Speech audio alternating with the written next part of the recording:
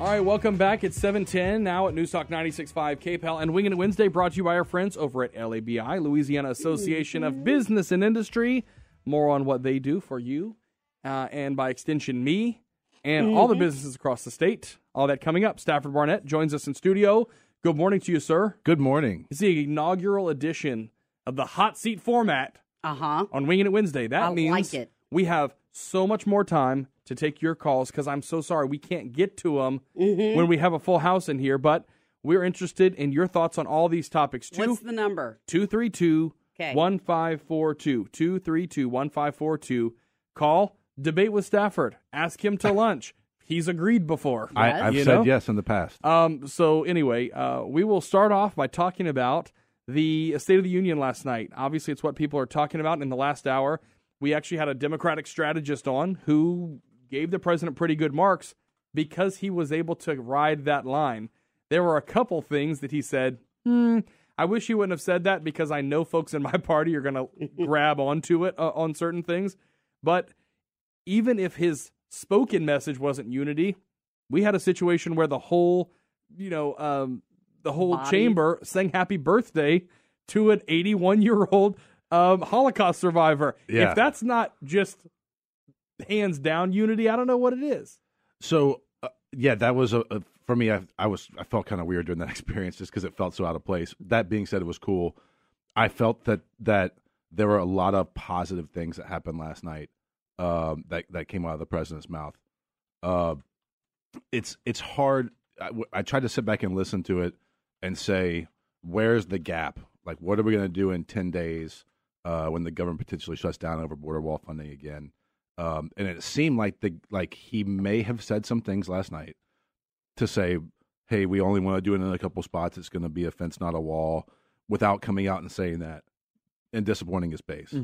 And he also worked very hard to rile up the evangelical side with the religious thing that he did, saying we're a blessed nation and this, that, and the other. When from an outsider looking in, it doesn't seem like he's a very religious guy. That being said, that's between him and whatever he prays to. Yeah.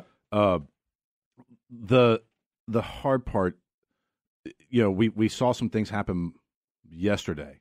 The inauguration committee is now under investigation. We've got these new investigations coming up, and he keeps continuing to call this a partisan witch hunt. And he used the floor of the House of Representatives to say that again when he left out the fact that the person initiating the investigation in New York was appointed by him. It's the Southern District of New York. It used to be Preet Bharara's seat.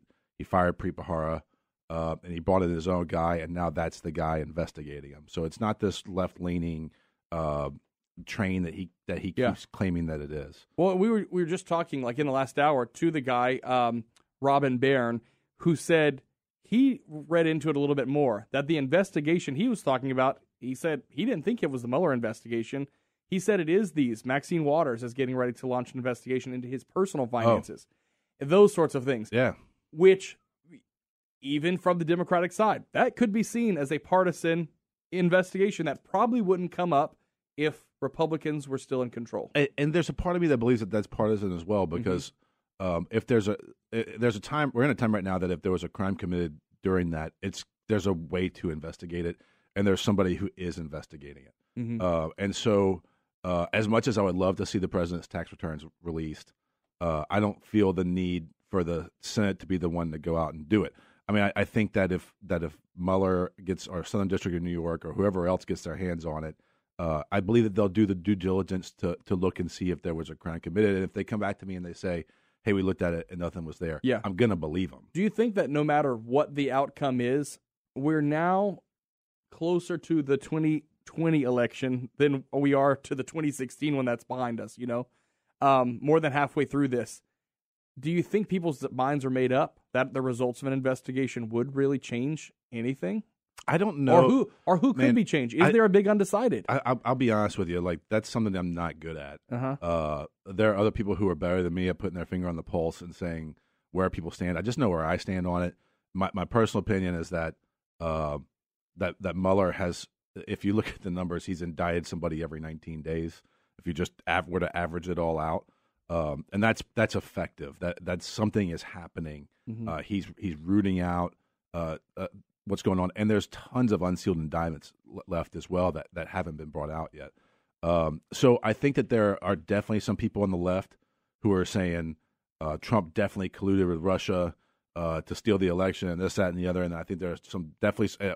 I know there are people on the right who say it's a nothing burger and a witch hunt and this, that, and the other. I think the truth lies somewhere in the middle. I was about to say it's probably somewhere in the middle. Yeah, and I've said it's one of two things: either he did actively work with the Russian government to suppress votes in the United States, or he wasn't smart enough to recognize that it was happening. Or so it seems so clear to me. I don't know whether he knew or not, but having worked around billionaires and especially powerful CEOs, there was a lot done on their behalf that they don't know about. I'm not defending him. I'm just saying he may just not have paid attention to that side of it. Look, that last election was so dirty on both sides that it's really hard to have an honest conversation about how dirty it was with the Trump campaign when you look at what Debbie Wasserman Schultz did on the Democrat side, right? You know, where they tilted it for Clinton and this, that, and the other. And so a lot of times these whataboutisms come up, and it's frustrating because you want to talk about the issue at hand. Did Cohen fly to Prague to meet with Russians to do specific things, right? And if he did, is he singing about it, right? And do we only know because there's increased scrutiny of what actually happened? Right. You know? Right. I will say this, and I haven't seen it yet today. I'm sure someone on the internet is going to come up with a mashup of all Nancy Pelosi's reactions, which... Oh, it's already happening. I will say there's a couple times she forgot to sit down. Yes. She stood up to clap, and then she started reading while she was standing up, and then just kept on standing up, and then eventually sat down. But more interesting than that, because I'm a few layers down type guy. Someone needs to look at what Debbie Wasserman Schultz stood up for, because there were some camera shots of her standing up and clapping for some things that I wouldn't expect. Things that the Democrat Party has never really supported. A lot of different things. I'm telling you, look at it, because there were a couple shots and I'm like, Debbie, I'm shocked. How are you going to stand up for this, given your role, by the way, in the whole Hillary burning, all that stuff back in 2016? Well, there was a couple of things yesterday that everybody should celebrate. I mean, the Family Medical Leave Act being moved to fathers as well as mothers, I think, is huge, right? It's something that I felt has been archaic for a long time, that a man doesn't get time off when his kid's born, doesn't get federally protected time off. And then the stuff about child cancer research was great. The stuff about AIDS and HIV, although I thought it was a little weird because I feel that in society we've gotten pretty good about tackling that. Maybe I'm wrong, but I feel that people are living healthy lives with that disease now. If they have money. If they maybe that's the key. That's right? the key. Yep. But I again, there was a lot of really good things he touched on. One of the things that he touched on that I thought was important, especially with what came out yesterday about the Lake Charles Bridge, is infrastructure. And John Kennedy, who I very rarely agree with, made a great point last week when he said, "What are you going to do with infrastructure? We don't have any money. We're borrowing more than we've ever borrowed before." And we're starting to see the effects of that tax cut, right? There's a lot of people who are doing their taxes right now who are saying, nothing's changed. I'm making just as much money and my tax returns less. What are we, talking about infrastructure, which is it's funny because it's sort of become a punchline. Every time the administration announces infrastructure week, like where all the events at the White House are going to be surrounding that sort of thing, then something major happens. Like there's an attack somewhere. Every time it's infrastructure week. And, I did see that, and I want to talk about it coming up, but about the Lake Charles Bridge, which has been talked about this is nothing new. It's not a groundbreaking study. Why don't we leave it there as a break, and we'll come back and talk about that. This is my 2 cents about that. I think infrastructure week is like Shark Week. Like you go on Discovery Channel and you hope to learn about sharks, when in reality it's really bad programming for a long time, and then it kind of goes away. All right, Stafford Barnett joins us. He's on the hot seat, and you're welcome to call in 232-1542. Your thoughts on the State of the Union address, what the president is doing. Also, what about the growing list of Democratic hopefuls to run for president? Jeez. They apparently never follow Louisiana history to see what happens when you get that many people involved. We're going to continue with Stafford Barnett on Wingin It Wednesday. Coming up, welcome back to Wingin It Wednesday. Stafford Barnett here in studio with us, and we go straight to the phones at 232-1542. Good morning. You're on Wingin It Wednesday. Yeah, good morning. I thought the president did a good job last night. I thought he was presidential, and I think it was very clear. If you support Democrats, you saw what they stand for.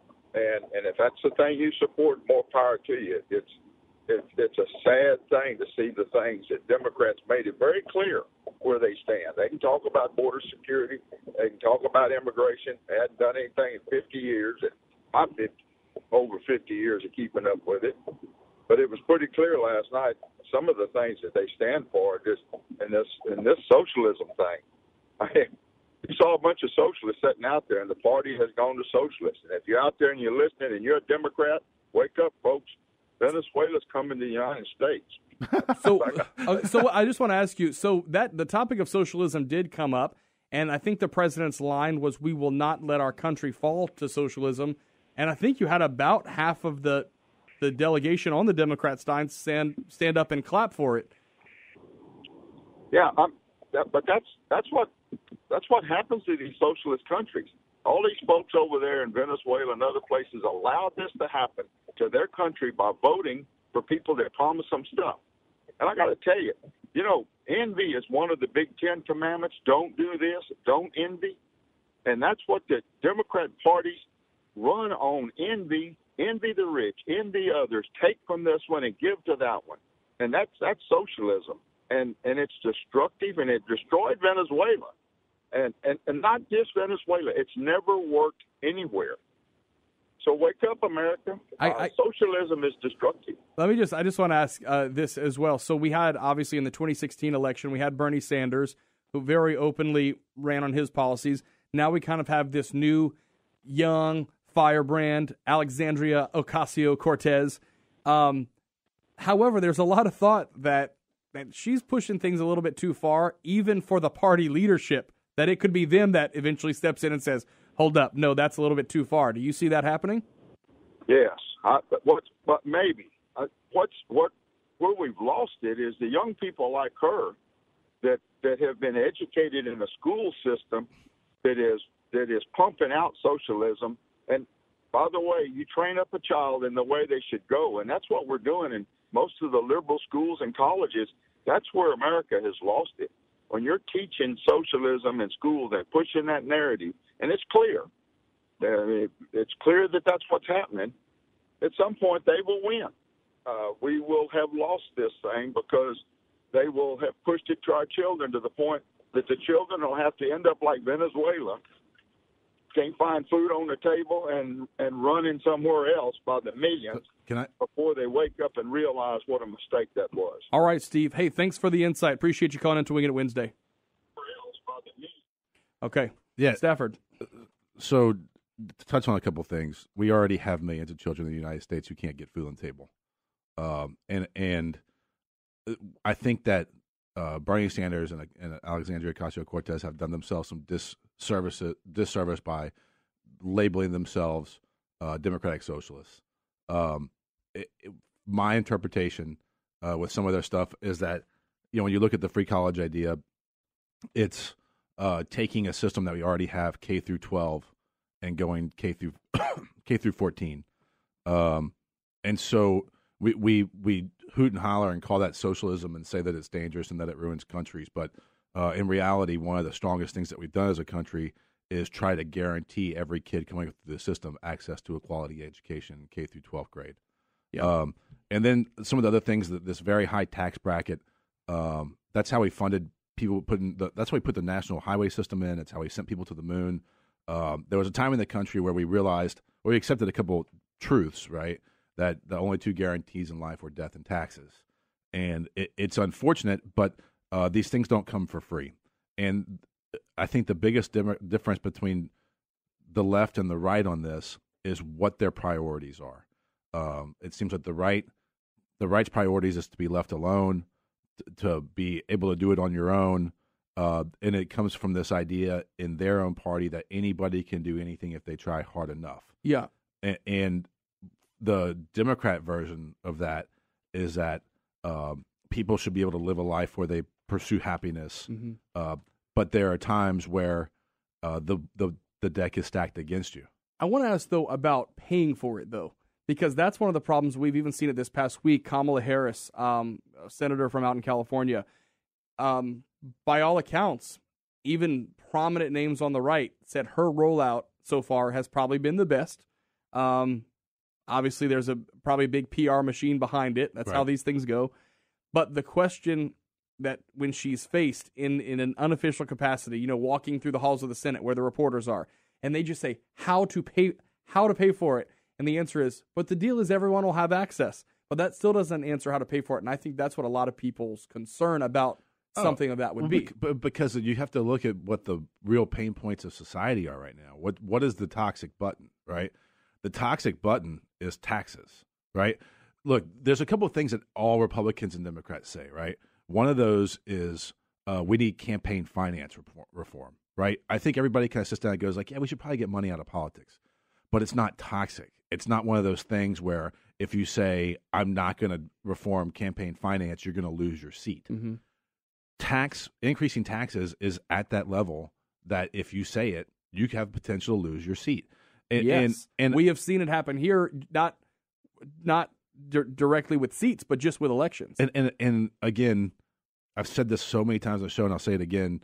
George Bush said, "Too often we judge the people we oppose by their worst, and the people that we are by our best." Mm-hmm. AOC represents a very specific part of New York. Alexandria Ocasio-Cortez does. She is not the average Democrat that we have out there right now. The average Democrat that we have out there right now, in my opinion, is John Bel Edwards.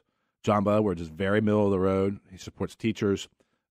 He's done some positive things for our state, but he's not out there calling for passage of late-term abortion and all this kind of stuff. He's out there pushing for fiscal stability in the state, unfortunately at the expense of the taxpayer. Yeah. But that's what we were left with after 8 years of control by Jindal and a rubber stamp from Republicans. Mm-hmm. Or 40 years of the same thing. So much placement is put on Jindal. The problems of our state predate Jindal. Jindal sucked because he wanted to run for president. So after about the first year and a half, when he realized he had some fire up in that belly and he thought, ooh, I'm going to be it. Jindal's not the only one to hang the hat on, though. And then there's also the point where we know that John Bel Edwards voted for these budgets. Correct. And so that's something you can only run so far from it. I love when he says he inherited these problems. Well, buddy, you were part of the problem, as were a lot of other lawmakers who are still in office today, whether they're Republican or Democrat or independent. Well, and the unfortunate side is that the way that our state is built, the onus to fix it falls abnormally heavily on the governor's back as opposed to you're the chief executive. Yeah, and that's how it comes. But again, we've given too much power to the governor back from Foster and on. You're right. Okay, I do want to get in the conversation about infrastructure, especially here locally in Lafayette, in Louisiana as a whole. Let's take one more phone call as we go out to break. Good morning. What's your name? And go ahead with your comments. Lorenzo. All right, Lorenzo. So, we sent people to the moon, and we're living on that glory 50 years later, and we're actually having to sub out sending people into space with the Russians, and private enterprise is sending payloads into space because the government can't do it. But we should expand to college education when K through 12 is not up to par, and that people that want a good education seem to be sending their kids to private schools. Good insight. Thanks, Lorenzo. Appreciate you listening. I would disagree with that in that if you go to the school board and you ask them why South Side is overcrowded right now, part of the reason is because they've been able to take students who are never in the private school system and put them back into the public school system for the first time New school. in a very long time. I think that when you make the investments, when you look at the parts of Louisiana, North Shore, Louisiana, Texas, representing all these places where you have these large millages to cover K through 12 education, you see a much weaker private school system. So again, I think it's just what are our priorities as a community? 7:32 now at News Talk 96.5. But we did go to the moon. We did go to the moon. Oh, too. by the way, and we did get that federal system.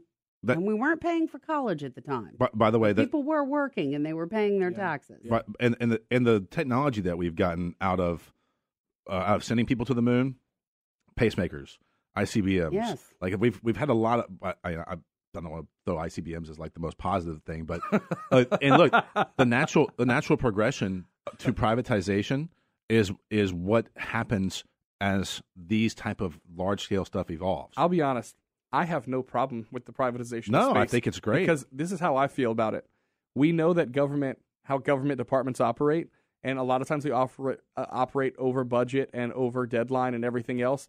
A private business can't afford to do that. Nope, they'd be out of business. And that's why I'm not mad at it. I wish Elon Musk would run for president. I wish he could run for president. He's South African. Okay, 7:33 now at News Talk 96.5 KPEL. Stafford Barnett joining us for the first edition of the new and improved Wingin It Wednesday format, the hot seat. Welcoming more of your calls on at 232-1542. We're back with more.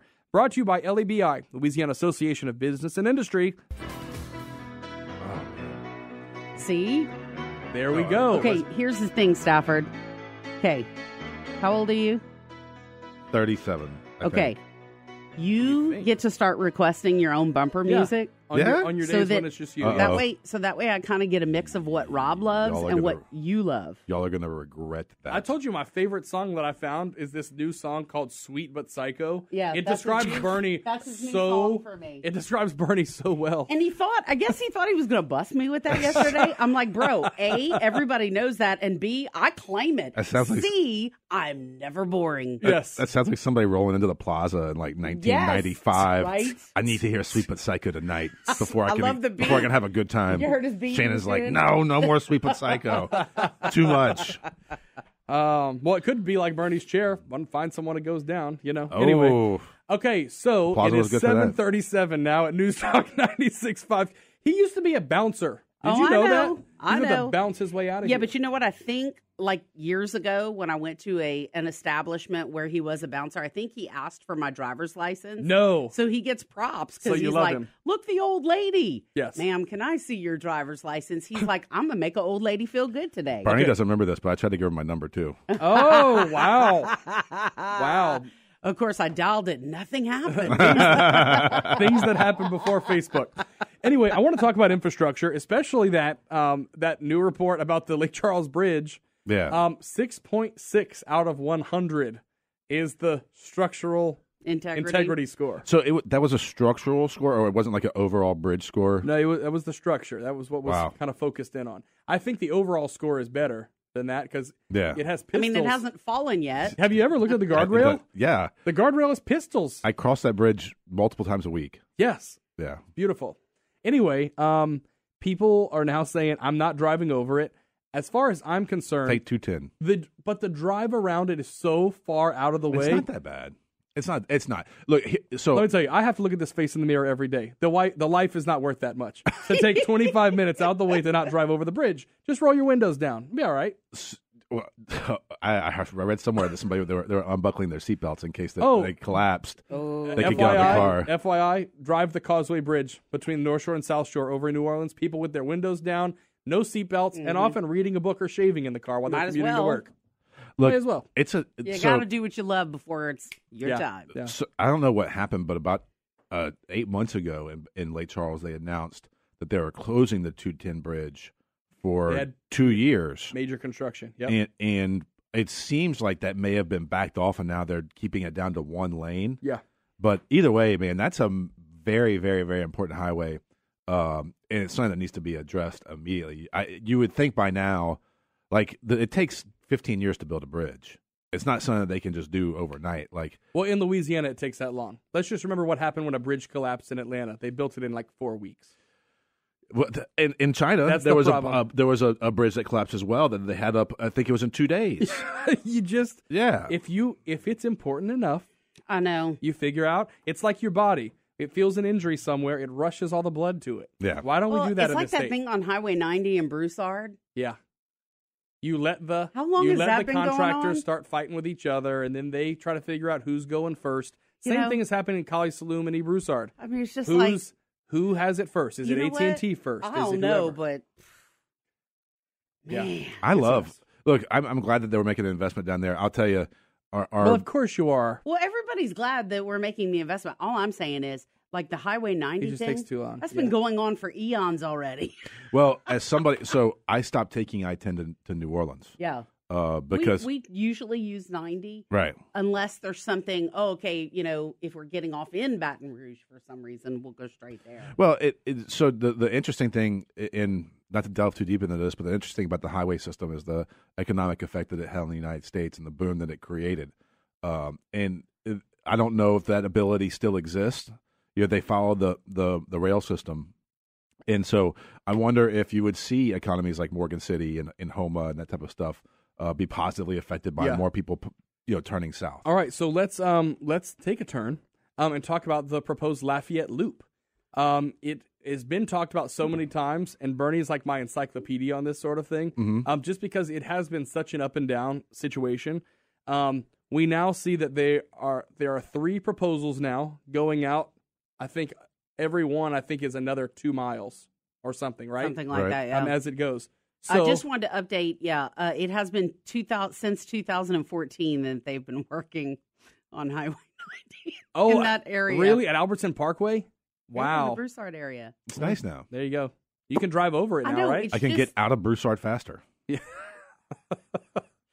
Oh, that was a check. Like, he's not going there. Anyways, He's frightened. so since 2014, wow. Okay, so let's talk about this Lafayette Loop. Do you think it's something that we need? No, Do you think No it's something that loopy-loop? will happen? maybe. Okay. So one of the problems that Lafayette's always had to deal with is the fact that it's cut down the middle by the Vermilion River, Mm-hmm. and so if you want to date a home in Lafayette, you find it's well, without knowing it, you basically look at how far it is from downtown. Everything has been built from downtown out. Mm-hmm. Lynn, I think Lynn Guidry is his name, and Karen Crow does a really awesome presentation on this. But College Saloon and Johnson Street were called Par Lane roads. They are a par's distance from the river. And if you look, everything has grown that way. It's why the horse farm used to be outside town, and why Judy's Inn used to be on the outskirts of town. Mm-hmm. And now we see down to where you and I live, we've got development all the way down to Broussard now, right? Don't come. Right. Don't come, guys. It's terrible down there. So we're not. We don't like the traffic. The idea of a loop, And we have a Legends. This idea that we're Also going to. private. It's That's nice. right. Private Right. Legends. It's phenomenal, by the way. It's great because there's no young people there. It's Yeah. not like 19-year-olds. Wait a bopping. minute. You just said that. Yeah, there's no young people. Yeah, there. it's great.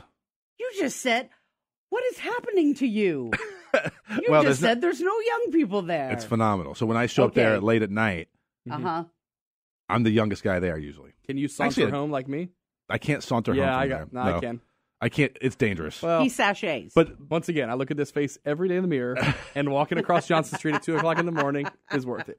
so yeah. back to it. If you look at Sorry. Ambassador, right? Ambassador was supposed to be where the first loop was going to go, and now Ambassador's packed from top to bottom. Mm-hmm. Right? It's not a good right. form of Well, moving people across want town. to sell their property, too. I mean, Well, when you get a big old fat deal. what needs to happen is, in my opinion, we need more river crossings, better river crossings. At one point, D. Stanley was suggesting that we put one at South City Parkway. I think that'd be a good idea, and allow that stuff to build out. I think you're going to see at some point, probably 50 years from now, Broussard is going to be the new Ambassador Caffrey, because we're moving that direction. We're locked on one side by parish boundaries and by a swamp, and on the other side we can go that way, but we have to go along the river because we can't safely get across it. So, I think it'd be great. I think everybody here wants to alleviate traffic somehow. I've seen studies in the past that say the best way to alleviate traffic is to make the city more walkable and bikeable, and make it more metropolitan. Which would be wonderful. But who's going to do that between the end of April and November the 30th? You die out there. But, like, seriously, I would love to walk places, but I literally physically. But it has to all be cannot close. It's do not. so. It's not set up right now for it. It would all. It have is for to me. be- It is for me. I can go to a convenience store. I've got lots of stuff around me. Mhm. I can't do it physically. Yeah. And I mean, let's be honest, though. I think the biking and walking thing is wonderful. I just don't think in South Louisiana it's as plausible as some people might think. Well, there's a third component to that too, and the third component is less Walmarts, more neighborhood stores, right? Yes. Because what you do is maybe instead of reducing the traffic to biking and walking, you reduce it to I can get everything I need within 1 mile of my house. Yep. Right. So we stop this idea of that you have to go across town to get everything every time. Mm-hmm. So and we're getting there. We have 2 Chick-fil-A's. Right. Right. We do. Right. It's just we could support it's not that it's not a great idea. I mean, it's a great idea. And a it's second just Texas do Roadhouse. the mechanics of it work. Number 1, do the finances of it work. Number 2, and number 3, then you do factor into the weather into that. I mean, I would love if I could get on my bicycle and ride to work. Yeah. It's just it's still, in my opinion, it's still not set up that way. The only place I could see you doing it where it is actually close enough is in the ranch, because you have a grocery store. Downtown, you can do it too, but you have a grocery store and that kind of stuff. It's hard to change what we used to have. It's hard to take what we have right now and say, okay, now let's make everything all tight. Okay, but then also... Because in the European cities where they do it, it might only be 10 square blocks for the whole town. Right. And the other thing I'm just suggesting is, where is the data to show that people are actually going to use what we are wanting to build out?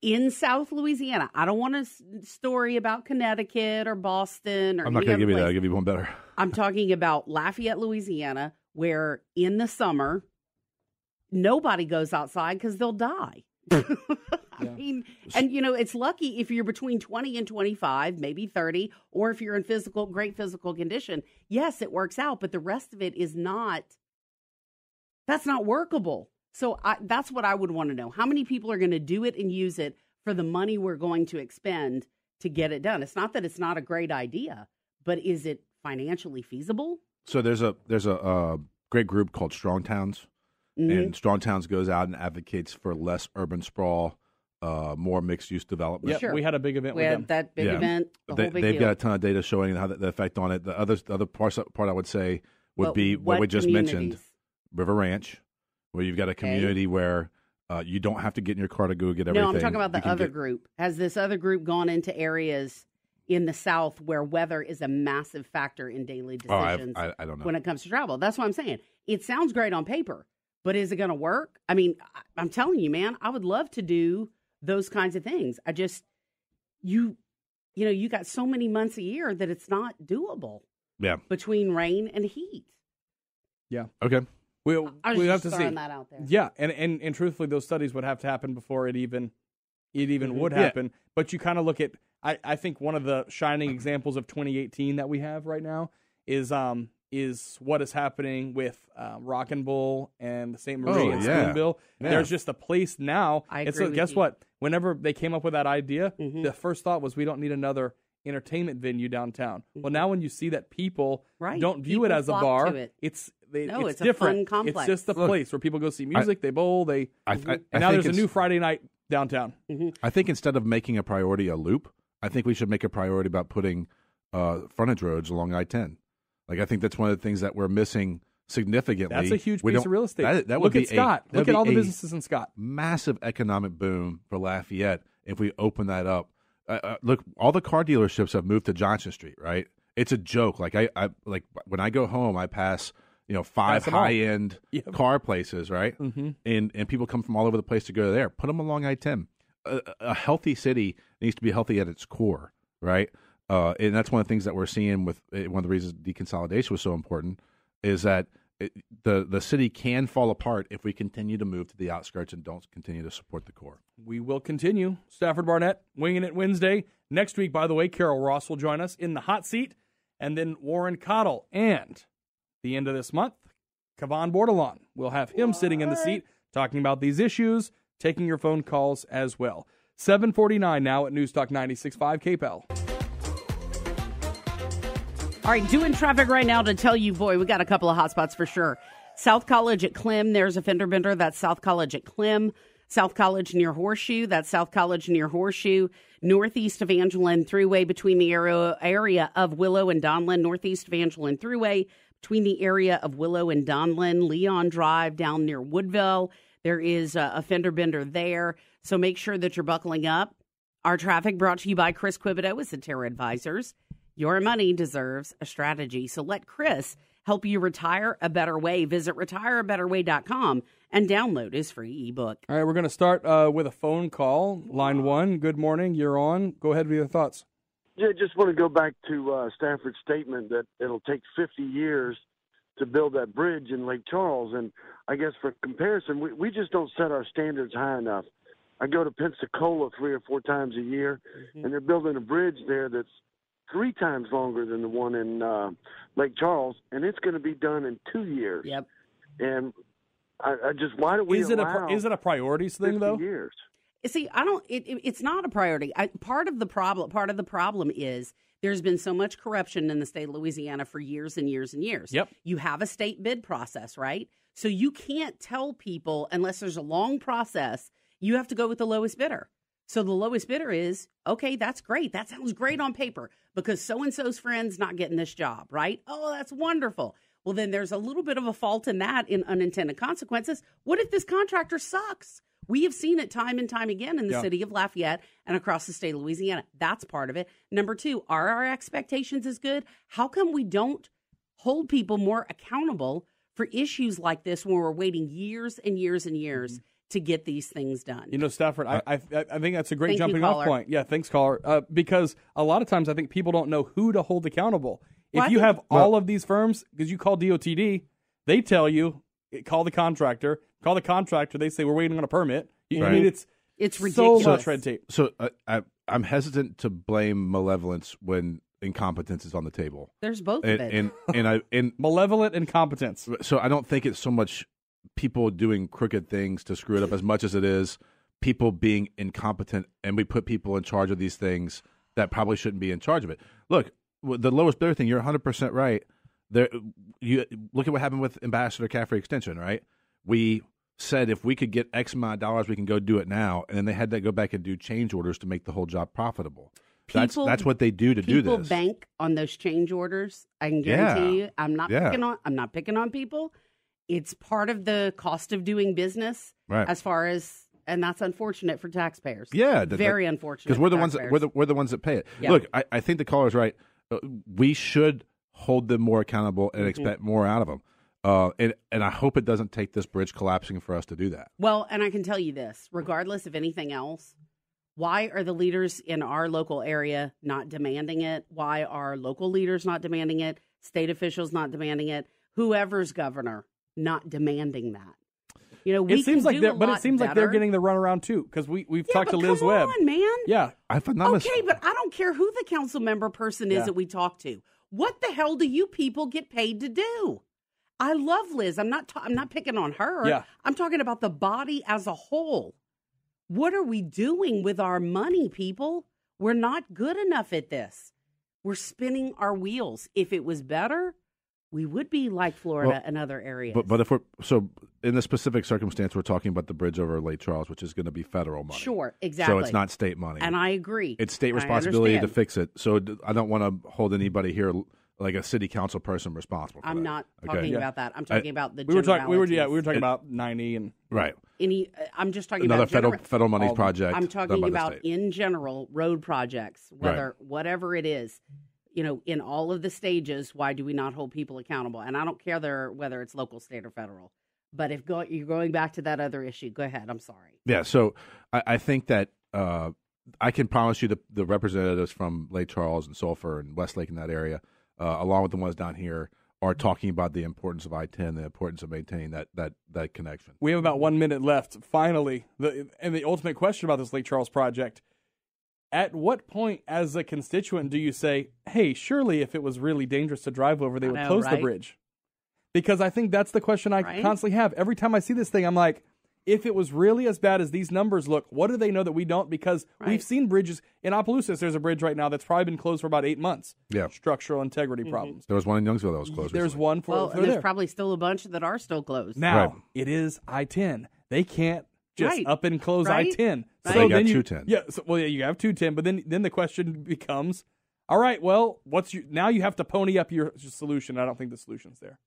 Yeah, look, I think that So I'm trying to get too long on this, but we talk about how please, the governor's so bad for oil, but the reality is we've got the number one growing economy in the United States in Lake Charles and sulfur, number one foreign investment in the United States, and all these amazing things happening there. On the statewide level, just on not the local. statewide level. My husband makes a third of what he made several years ago, Stafford. It hurts me in particular, full disclosure. Okay, back to my original point.